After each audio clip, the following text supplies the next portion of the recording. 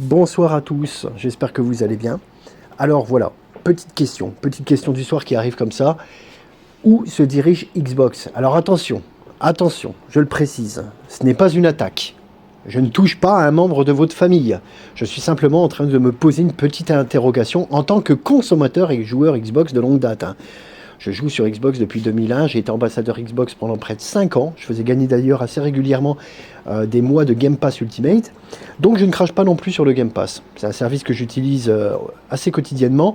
Mes enfants l'utilisent beaucoup aussi d'ailleurs. J'apprécie beaucoup le Game Pass. Mais je suis en droit, je pense, de me poser des questions. Ces questions, elles arrivent par le fait que des exclusivités arrivent sur d'autres plateformes. Alors attention, on ne mélange pas tout, s'il vous plaît. C'est-à-dire que les exclusivités qui proviennent des studios qui ont été rachetés et qui étaient déjà multiplateformes, qu'elles le restent, j'ai rien contre ça. Le fait que des nouvelles IP soient créées et qu'elles aillent au cas par cas, parce que c'était ce qui était prévu sur d'autres plateformes, ça ne me pose pas de problème non plus. Là où je m'interroge davantage, c'est sur les exclusivités historiques de la marque, celles qui sont un peu l'ADN de la marque Xbox, qui sont nées un peu avec Xbox et qui représentent, on va dire, la marque Xbox. Je dis bien la marque, ça représente même l'écosystème, parce que maintenant il faut parler en écosystème. Et bien pour moi, ces licences-là représentent l'écosystème. Alors j'ai essayé de regarder le jeu vidéo, non pas comme le joueur, l'ancien joueur que je suis, celui qui essaye de rester informé au quotidien, et comme beaucoup d'entre vous l'êtes, mais plutôt comme un joueur lambda, comme un joueur occasionnel, quelqu'un qui ne s'informe pas au quotidien, quelqu'un qui va dans les rayons jeux vidéo, ou qui va à Micromania, et qui consomme le jeu vidéo comme ça, on va dire de temps en temps, et qui souvent ne connaît même pas le Game Pass. Voilà, il ne connaît pas le Game Pass, il ne connaît pas tous les rouages, on va dire, de la marque. Et ça, merci Microsoft pour votre communication qui, depuis la Xbox 360, n'est vraiment pas terrible. Moi, je le dis clairement. Sur Xbox 360, la communication a été impeccable. Par la suite, c'est beaucoup plus discutable. Alors certains diront que non, elle reste magnifique, mais Xbox eux-mêmes ont reconnu des erreurs de communication et des erreurs de décision. Non, la marque n'est pas parfaite, personne n'est parfait. Je n'ai pas la prétention de leur apprendre quoi que ce soit, mais tout le monde peut se tromper, et eux aussi peuvent se tromper. Ils l'ont reconnu, ils se sont déjà trompés. Alors là, peut-être qu'ils tapent dans le mille, et peut-être que c'est un cheval de Troie, comme me l'ont dit certains, et que ça va leur permettre de faire connaître justement, à travers les licences, le Game Pass, et de faire venir d'autres joueurs sur le Game Pass. Mais peut-être que c'est aussi une grosse prise de risque, et l'avenir nous le dira. Alors, les exclusivités, on va dire, historiques de la marque, les voir arriver ailleurs, pour moi, c'est aussi mettre un terme un petit peu à ce qui était l'ADN de la marque, quoi. C'est ce qui représentait Xbox, et ça va résonner dans l'oreille des gens comme étant Xbox, c'est fini. Alors, c'est ce que des gens vont penser, Je dis pas, moi, je le pense pas. C'est pas ce que je dis. L'écosystème va perdurer. Xbox a fait de gros profits. Je parle de manière large, avec Activision, etc. Mais je pense que beaucoup de gens vont penser comme ça. Ils vont voir des jeux, ils vont voir Forza sur Xbox. Ils vont se dire, voilà, Xbox, c'est terminé. Maintenant, les jeux sont sur PlayStation. Certains seront intéressés, d'autres moins. Est-ce que ça va les ramener de manière mathématique sur Xbox? J'en suis pas vraiment convaincu. Je pense que des gens, le joueur lambda prendra peut-être un jeu de temps en temps parce qu'il voulait essayer Forza, ou peut-être qu'il attendra qu'il soit d'occasion s'il est physique, ou peut-être qu'il attendra des baisses de prix en dématérialisé, je sais pas. Mais je pense pas que ça va l'amener systématiquement vers l'abonnement ou vers la console Xbox. Donc, je suis beaucoup plus nuancé à ce propos. D'ailleurs, ça soulève d'ailleurs une question. Le fait d'envoyer des exclusivités à la concurrence fait perdre de la plus-value à la console. C'est-à-dire que des gens vont trouver moins d'intérêt à acheter une Xbox. C'est-à-dire qu'à l'heure actuelle, et même à l'époque de la Xbox One, il se vendait moitié moins d'Xbox que de PlayStation. C'est-à-dire que même en ayant des exclusivités, la console se vendait moins, et ça, je pense qu'on le doit à la communication qui ne faisait pas le travail. Alors, le fait d'envoyer les exclusivités sur une autre console, je pense que ça ne va pas permettre d'augmenter plus les ventes de consoles. Alors certains vont me dire, oui, mais les ventes de consoles, Microsoft, il s'en fout. Les consoles, c'est un bout de plastique. Bon, il y a 2 ans, on disait pas ça, mais maintenant on le dit, parce que Microsoft a changé, donc on change. Nous calquons notre discours sur celui de Xbox. Ok, les mecs, il n'y a pas de problème. Il n'y a pas de problème. Mais moi, je vais essayer de rester objectif et de prendre un peu de recul. Le Game Pass, la majeure partie des abonnements du Game Pass sont sur console Xbox. Il y a une partie qui est sur PC, mais elle est minime. C'est-à-dire que la plupart des abonnés sont sur console. La Xbox, c'est elle qui est porteuse d'abonnements Game Pass. Et c'est encore le cas aujourd'hui.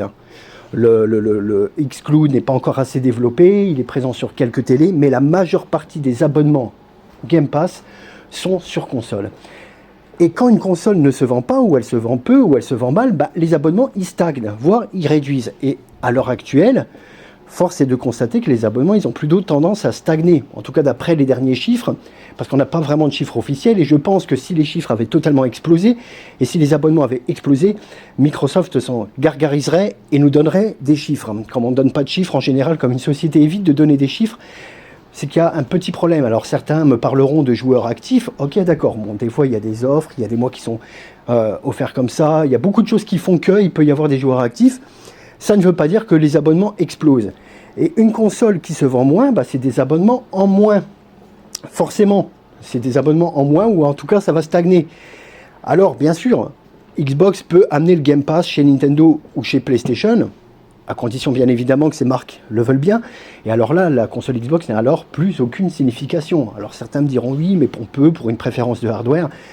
Je ne pense pas qu'il y a beaucoup de gens qui se dirigeront vers Xbox parce que la manette ou l'interface est à leur préférence et à leur goût davantage que sur PlayStation. Je pense que la majeure partie des gens, si le Game Pass serait sur PlayStation ou sur Switch, ils n'achèteraient pas l'Xbox, ils n'en auraient plus rien à foutre, parce que pourquoi se priver dès lors des exclusivités Nintendo ou PlayStation, et en plus du Game Pass sur ces mêmes consoles? Alors certains me diront, oui, mais ça ne veut rien dire, PlayStation va faire pareil, Nintendo va faire pareil, PlayStation commence à le faire pour l'instant, PlayStation le fait un petit peu sur PC, ça prend un peu de temps, en tout cas c'est pas pareil que Xbox. Alors peut-être qu'ils le feront plus par la suite, je sais pas, c'est possible, mais pour le moment c'est pas le cas.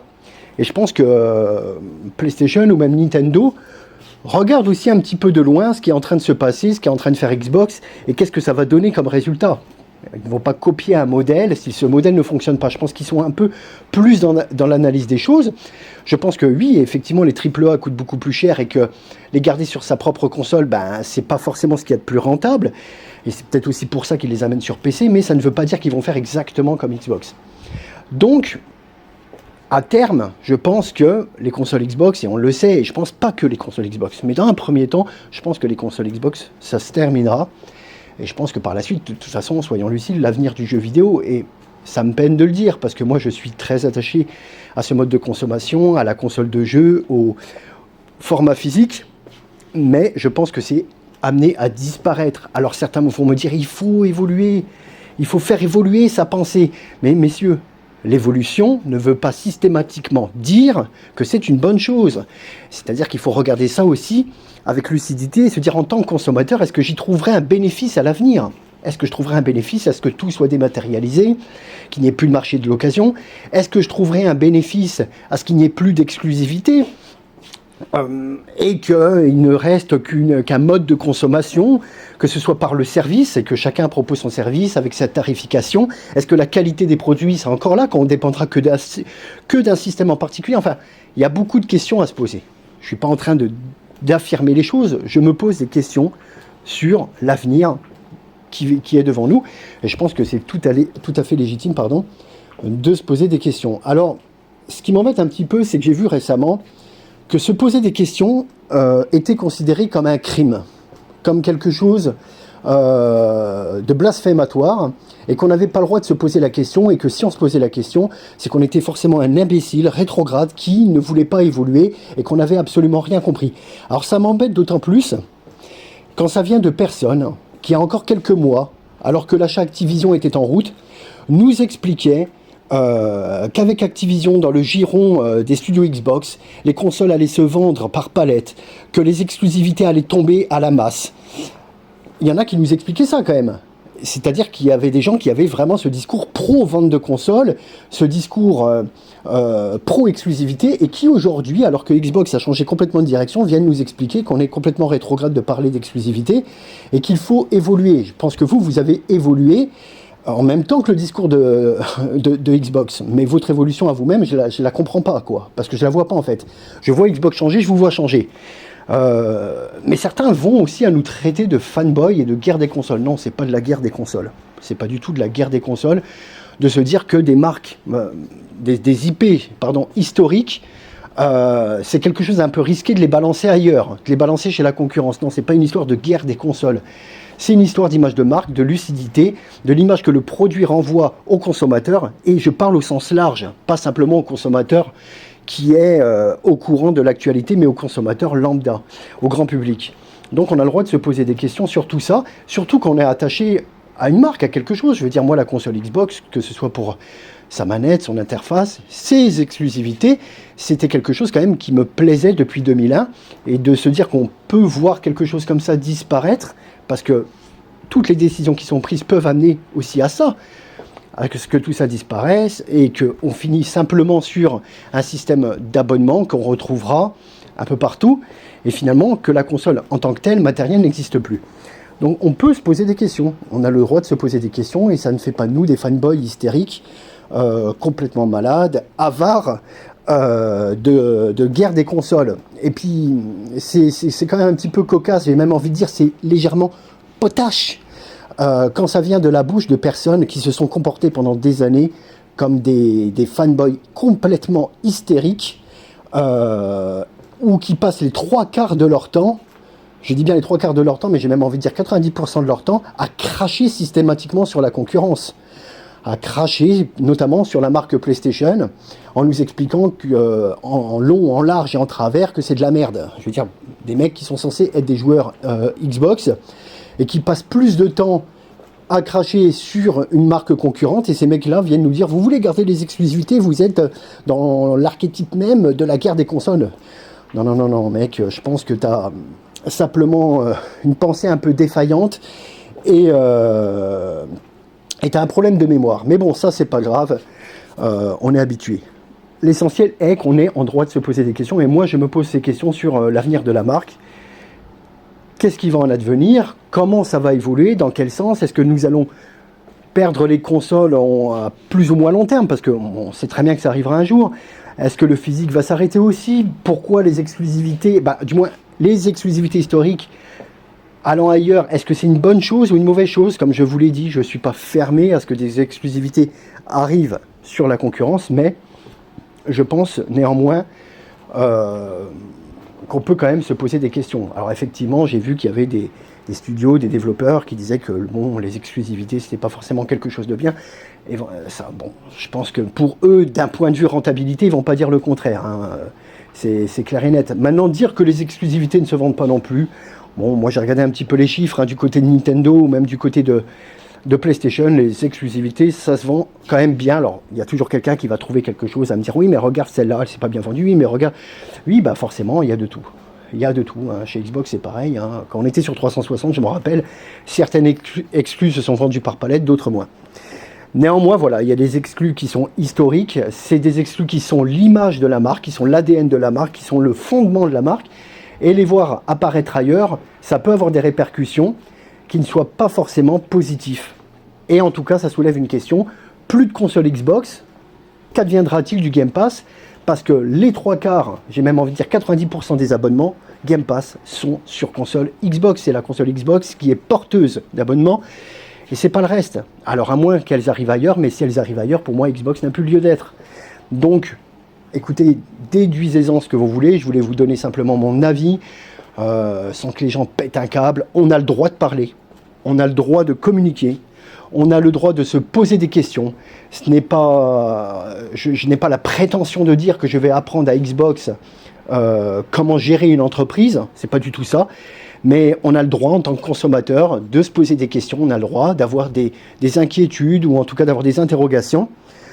Xbox a déjà fait des erreurs par le passé, ils ont déjà fait des erreurs marketing, ils ont déjà fait des erreurs dans beaucoup de choses. Toutes les marques d'ailleurs, toutes les marques, et eux-mêmes le reconnaissent. Eux-mêmes le reconnaissent, personne n'est parfait. Je veux dire, il n'y a que le fanboy complètement matrixé qui se calque à 100% sur les décisions d'une entreprise, qui trouvera que chaque décision est la meilleure de l'univers. Voilà, mais ça, c'est un problème psychologique. Et moi, je ne traite pas ce genre de pathologie, j'en suis désolé. Donc, c'est-à-dire pour les personnes qui sont lucides, objectives et qui savent prendre du recul, elles se posent des questions, et je pense que c'est des questions légitimes. Maintenant, si ça vous plaît pas, j'ai juste envie de vous dire, j'en ai rien à foutre. On est en droit de se poser des questions, je me les pose, beaucoup se les posent, et c'est normal. Sur ce, bonne soirée à tous.